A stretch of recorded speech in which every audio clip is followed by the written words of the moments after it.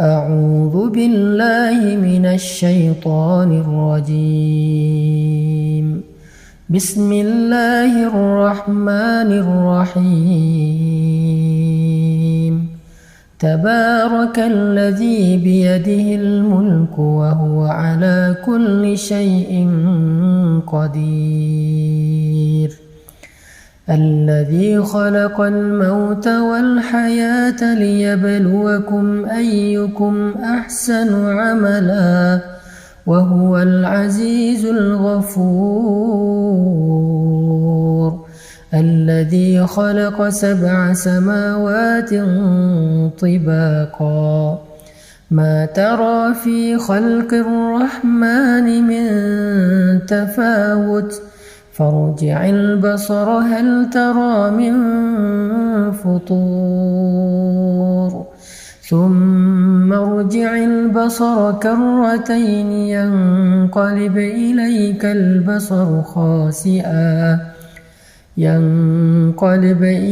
البصر خاسئا وهو حسير. ولقد زينا السماء الدنيا بمصابيح وجعلناها رجوما للشياطين وأعتدنا لهم عذاب السعير. وللذين كفروا بربهم عذاب جهنم وبئس المصير. إذا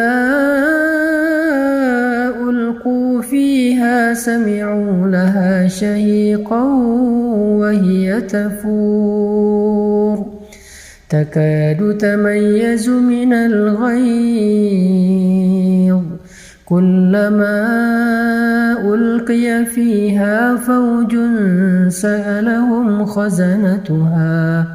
سألهم خزنتها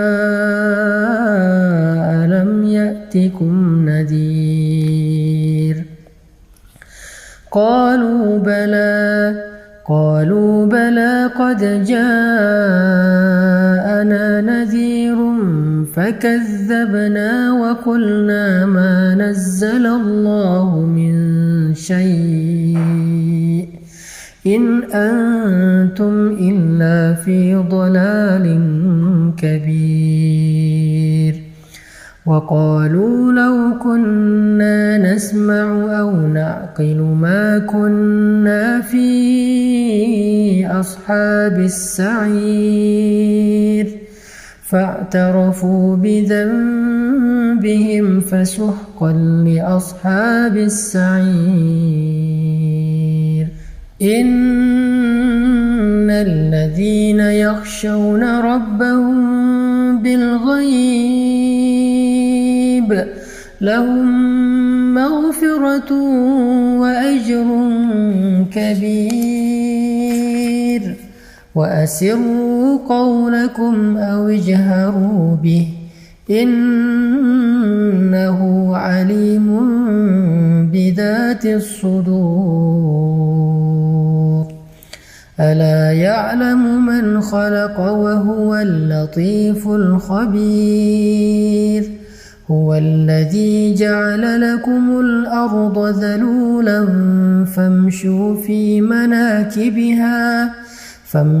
في مناكبها وكلوا من رزقه وإليه النشور. أأمنتم من في السماء أن يخسف بكم الأرض فإذا هي تمور أم أمنتم من في السماء أن يرسل عليكم حاصبا فستعلمون كيف نذير. ولقد كذب الذين من قبلهم فكيف كان نكير. أولم يروا إلى الطير فوقهم صافات صافات ويقبضن ما يمسكهن إلا الرحمن إنه بكل شيء بصير أمن هذا الذي هو جند لكم ينصركم من دون الرحمن إن الكافرون إلا في غرور أمن هذا الذي يرزقكم إن أمسك رزقه بل لجوا في عتو ونفور أفمن يمشي مكبا على وجهه أهدى أمن يمشي سويا على صراط مستقيم قل هو الذي أنشأكم وجعل لكم السمع والأبصار والأفئدة قليلا ما تشكرون قليلا ما تشكرون قليلا ما تشكرون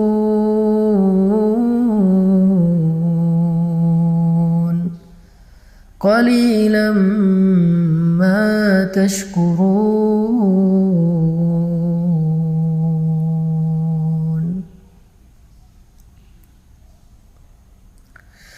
قل هو الذي أنشأكم وجعل لكم السمع والأبصار والأفئدة قليلا ما تشكرون قليلا ما تشكرون.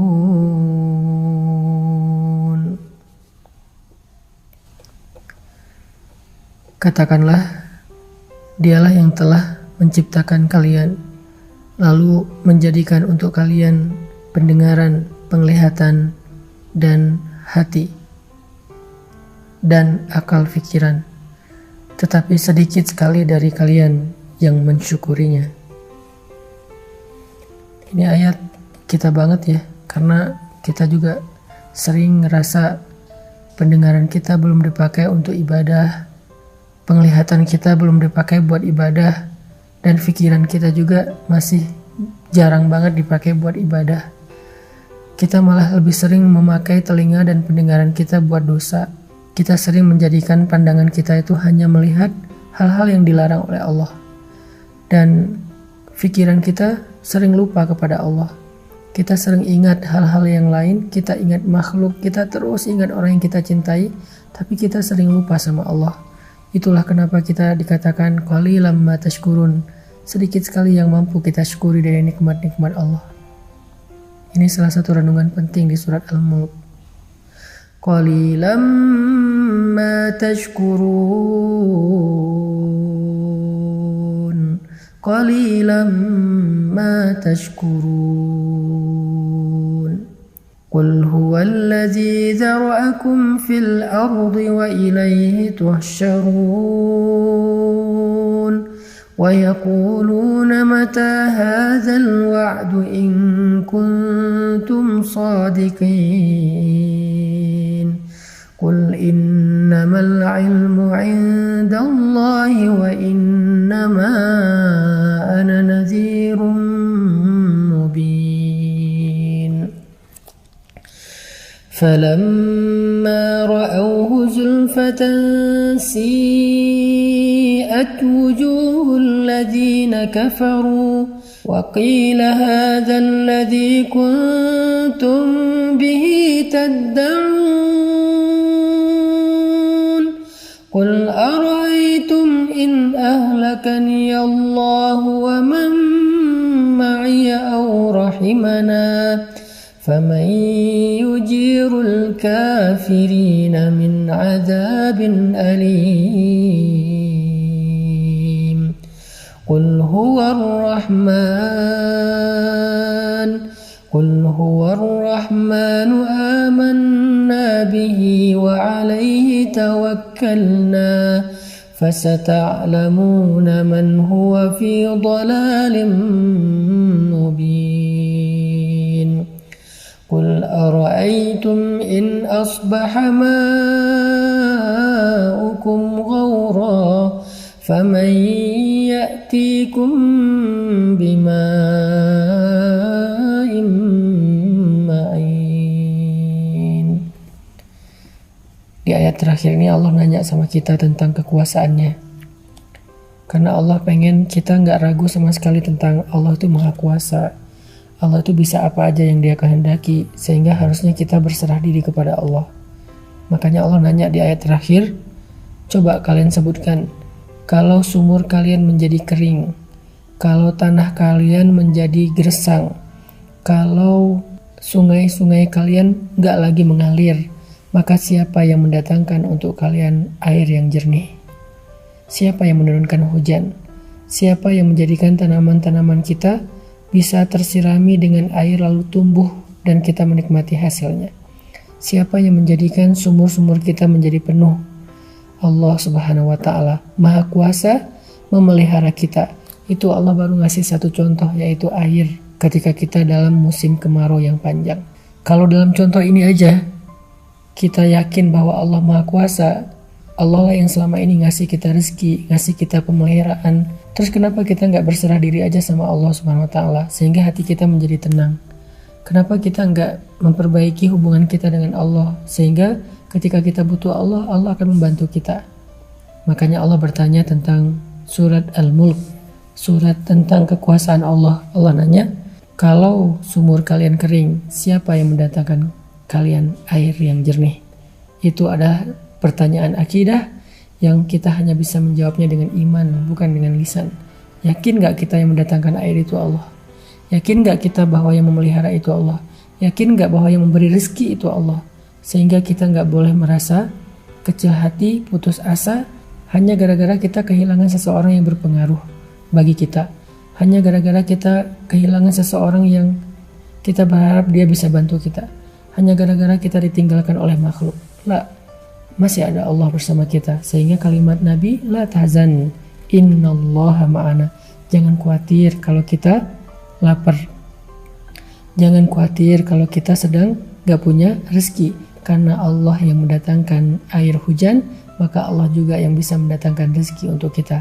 Kita baca sekali lagi dengan renungan akhir dari ayat surat Al-Mulk.